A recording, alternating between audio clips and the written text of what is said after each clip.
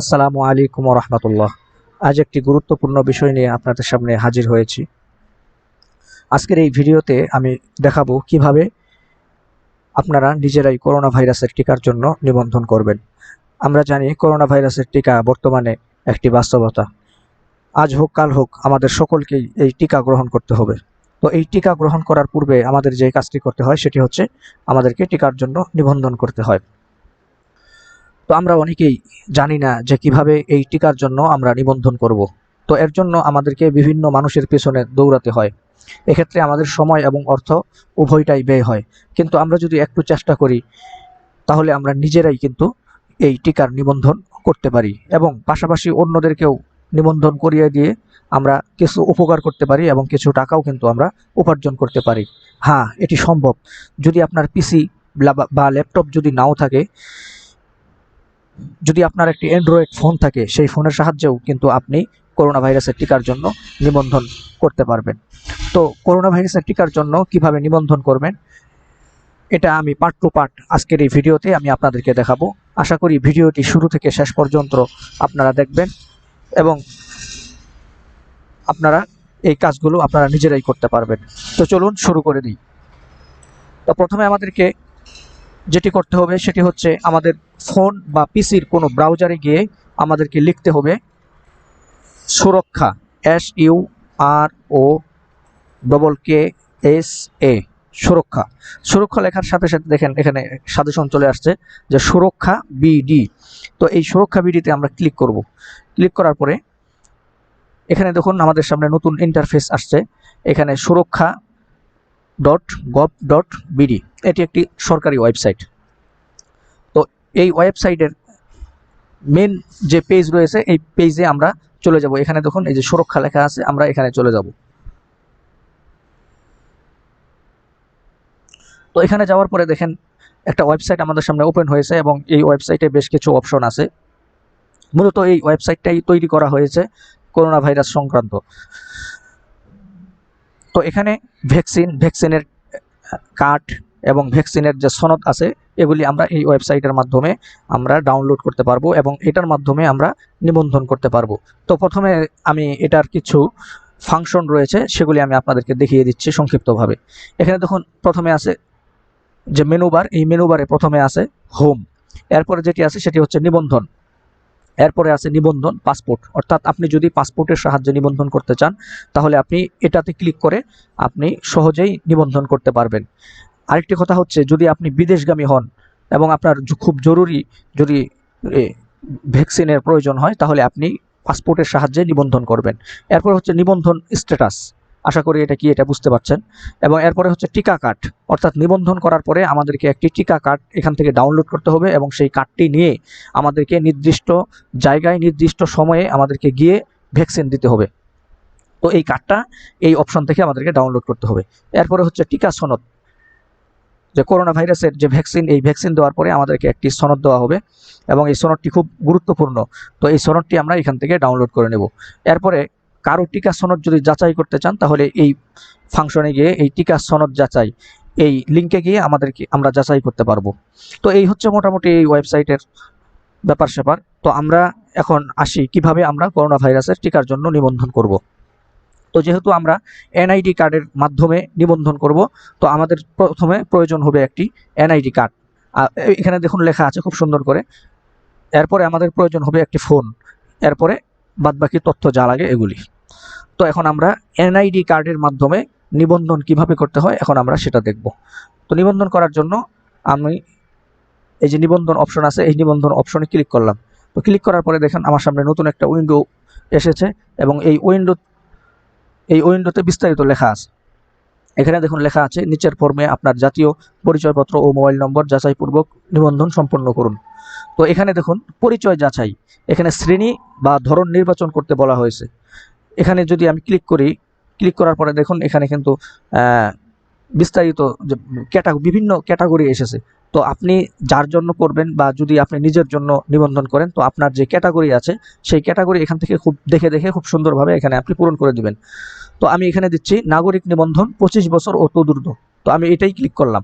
আপনি চাইলে অন্যগুলো দিতে পারেন, কৃষক আছে, শিক্ষক আছে। তো আপনার সাথে যেটা যায় সেটা আপনি এখান থেকে দিবেন।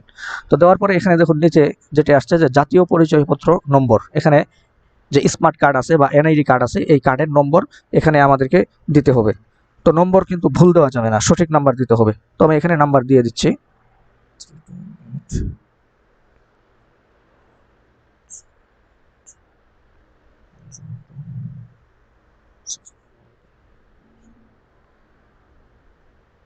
তো এখানে আমি নম্বর দিয়ে দিলাম। এবার এখানে আমাদেরকে জন্ম তারিখ দিতে হবে। এখানে প্রথমে সিলেক্ট করতে হবে দিন। তো আমি এখান থেকে দিন সিলেক্ট করলাম এবং এখানে মাস সিলেক্ট করতে হবে। আমি এখান থেকে মাসটাও সিলেক্ট করে দিলাম। এরপরে আসলো বছর বা জন্ম সন, এখান থেকে আমি জন্ম সনটাও এখান থেকে আমি দিয়ে দিলাম।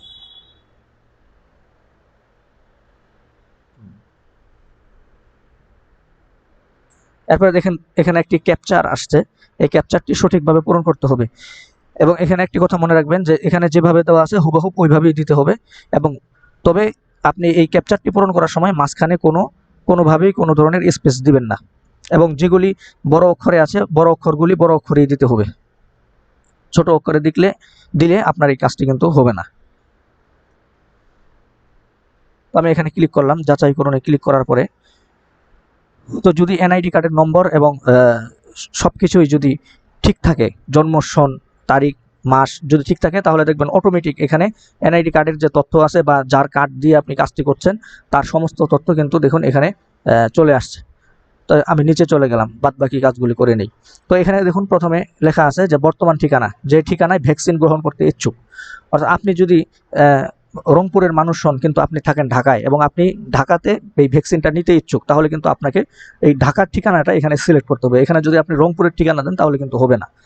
মোট কথা হচ্ছে যেই ঠিকানায় আপনি ভ্যাকসিন নিতে চান আপনাকে কিন্তু সেটাই এখান থেকে সিলেক্ট করতে হবে। তো আমি এখানে বিভাগ সিলেক্ট করলাম রংপুর।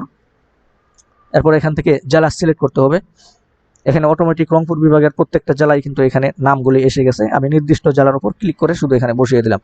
এরপর এখানে উপজেলা আসছে, তো উপজেলা আমি এখান থেকে উপজেলা পূরণ করে দেব বীরগঞ্জ।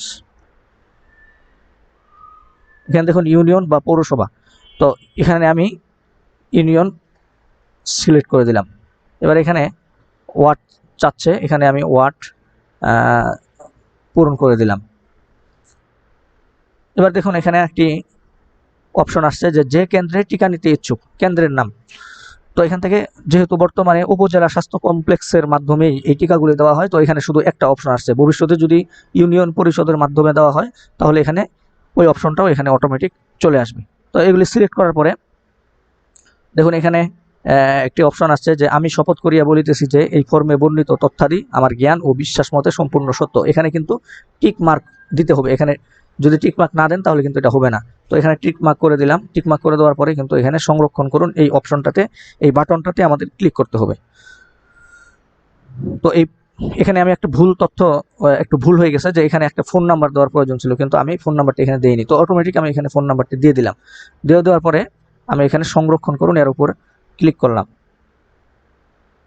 তো ক্লিক করার পরে এখানে দেখুন যেটি আসছে যে এখানে মোবাইল নম্বর অপশনটা আসছে। আসার পরে মোবাইল ওটিপি প্রদান করুন। অর্থাৎ মোবাইল নাম্বার দেওয়ার পরে আমাদের ফোনে কিন্তু একটা ওটিপি আসবে। এই ওটিপিটা আমাদেরকে খুব সুন্দর করে এখানে বসিয়ে দিতে হবে এবং সঠিক ওটিপি দিতে হবে। তো আমি এখানে ওটিপি দিয়ে দিচ্ছি।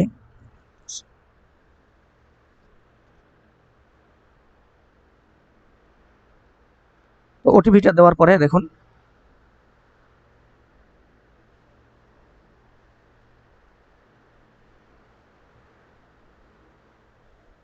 ওখানে একটু ভুল হয়ে গেছে, সরি।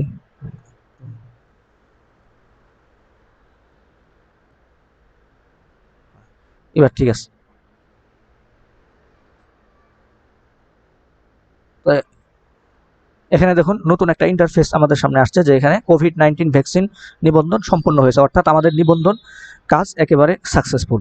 তো এখন আমাদেরকে যেটা করতে হবে সেটা হচ্ছে যে এখানে দেখুন নিচে কিছু অপশন আসছে। যে টিকা কার্ড সংগ্রহ, টিকা সনদ সংগ্রহ, সচরাচর জিজ্ঞাসা। তো এখানে টিকা কার্ড সংগ্রহ, প্রথমে আমাদেরকে এই নিবন্ধন সাকসেসফুল হওয়ার পরে টিকা কার্ড সংগ্রহ করতে হবে। আর টিকা সনদ সংগ্রহ এটা শুধু আমরা তখনই করতে পারবো যখন আমাদের টিকার ডোজগুলি কমপ্লিট হবে। তো প্রথমে আমাদেরকে টিকার কার্ড সংগ্রহ করতে হবে।